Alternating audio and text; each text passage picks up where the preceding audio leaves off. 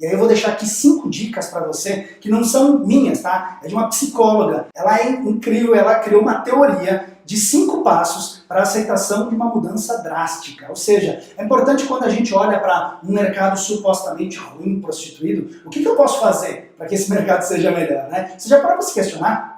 O que você deve fazer? O que você pode fazer para esse mercado melhorar? Será que eu tenho que esperar o mercado melhorar sozinho? Será que é culpa do governo? Culpa dos presidentes do CAL, né? Das comissões, das chapas que assumiram lá? Ou será que eu posso movimentar o meu ecossistema local e eu posso me posicionar de uma maneira diferente? Porque é natural, quando a gente precisa mudar, a primeira coisa que acontece na sua vida são anticorpos vindo contra as suas próprias ideias, te dando um monte de objeções, dizendo, não faz isso, cuida bem, você vai abrir mão do seguro meia boca pelo inseguro, que pode ser muito positivo. Será, André? Será que, sabe o bonequinho aqui do mal brigando com o bonequinho do bem aqui do lado? É mais ou menos isso que acontece com todo ser humano. E quando a gente se dispõe a mudar, a gente precisa entender esses 5 pontos aqui para poder pular os 4 primeiros, ou pelo menos passar por eles mais rapidamente, sem tanta dor, podendo ser o que a gente chama de antifrágil. Ou seja, algo deu errado não significa que o todo está errado. Significa que você tem que persistir, que você tem que insistir, que você tem que encontrar novos caminhos, né? O que a gente mais percebe também são pessoas querendo mudar de rota a todo momento, né? André, não tá legal, agora eu vou fazer outra coisa. André, não tá legal, eu vou fazer outra coisa. É claro, você não deve ficar insistindo numa plantação de uma terra improdutiva, né? De uma terra que não vai fertilizar nunca, que nunca vai trazer produções, né? Nunca vai ter uma colheita positiva. Mas também você precisa analisar que muitas vezes aquela terra lá, ela pode ser produtiva e todos os seus colegas estão desistindo, estão indo todo mundo para o mesmo lado. Vamos olhar para esses 5 passos aqui da aceitação da mudança, olha só. Primeiro passo aqui que a gente tem quando precisa mudar, todos nós, a gente tem uma negação. A gente tem, por exemplo, aqui, ó, sabe, né, quando acontece algo ruim na nossa vida, a gente pensa, não pode estar acontecendo isso comigo, né? Justo comigo? Como assim? Não pode estar acontecendo. A gente começa a negar com uma filosófica esperança de que isso talvez seja uma brincadeira, algo que vai passar pela nossa reclamação, pelo nosso posicionamento contrário a algo que está acontecendo na nossa realidade. Mas todos nós, quando precisamos mudar, e para que a gente capte melhores clientes, eu preciso entender, cara, eu preciso mudar. E essa mudança, antes de gerar benefícios, vai trazer problemas. Tudo antes de melhorar piora um pouco. Você já ouviu essa frase?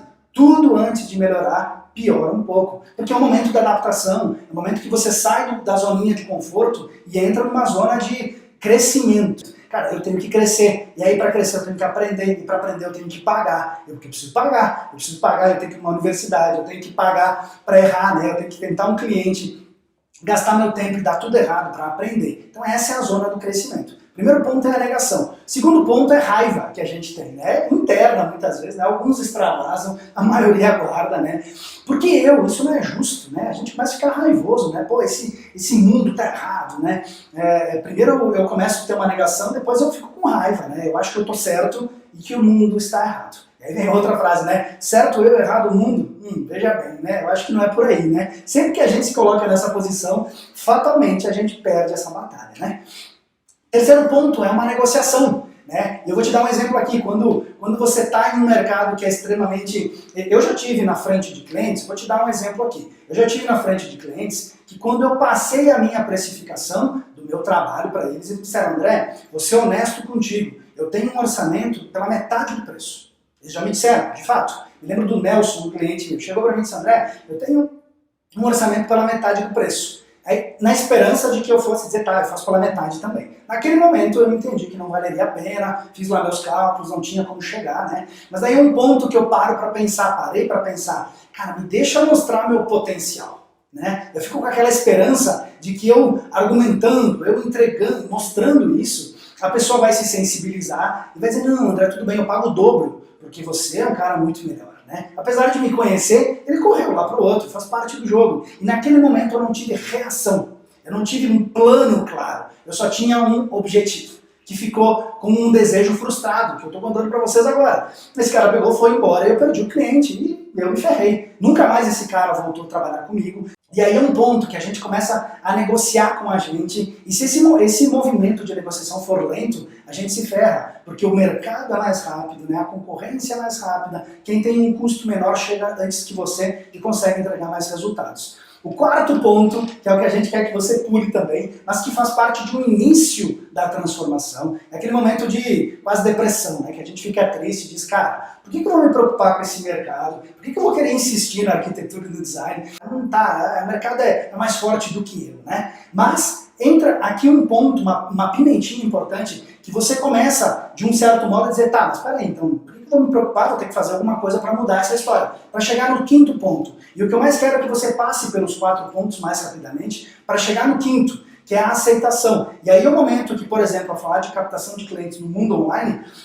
você precisa aceitar algumas coisas. É uma decisão. Lembre-se que isso é sempre uma decisão. Você pode decidir não mudar. Tudo bem, tá tudo certo, a gente entende, a gente aceita, bora lá ver conteúdo, espero que ajude, mas se não tiver uma aceitação clara de você, cara, agora eu vou ter que me posicionar diferente, isso não vai acontecer com clareza.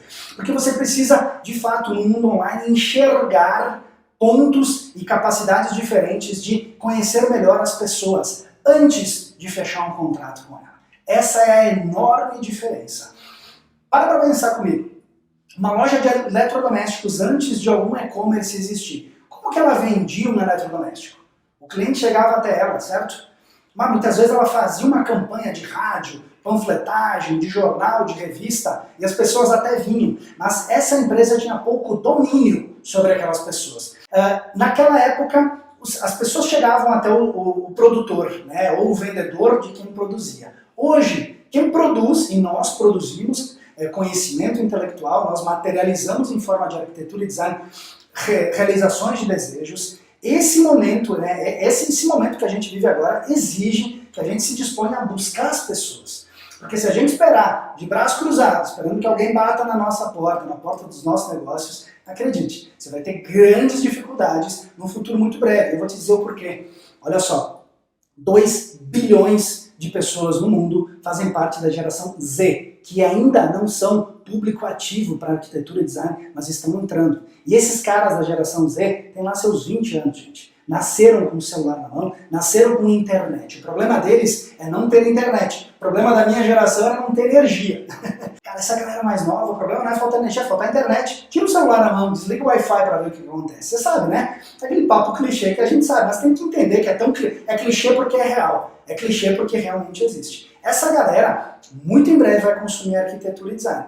E essa galera está totalmente disposta a compartilhar informações, saber das coisas à distância, conversar, fornecer o que ela gosta, o que ela faz na vida para receber um resultado rapidamente no seu celular, e a gente tem que jogar esse jogo. E é por isso que hoje a gente tem, por exemplo, uma Tokstok que vende projeto de arquitetura e design por um valor que talvez você diga que absurdo. Pois bem, será que eles fazem isso para quebrar o mercado? Ou será que eles fazem isso porque eles entenderam que tem gente nova entrando no mercado, querendo consumir dessa maneira, independente do valor? Independente do valor. Então, aceitar essa mudança para que a gente conheça bem as pessoas é muito importante. Querer conhecer as pessoas antes do momento de compra, antes do momento de fechamento de contrato, é o principal. Essa é a grande dica dessa primeira parte dessa aula.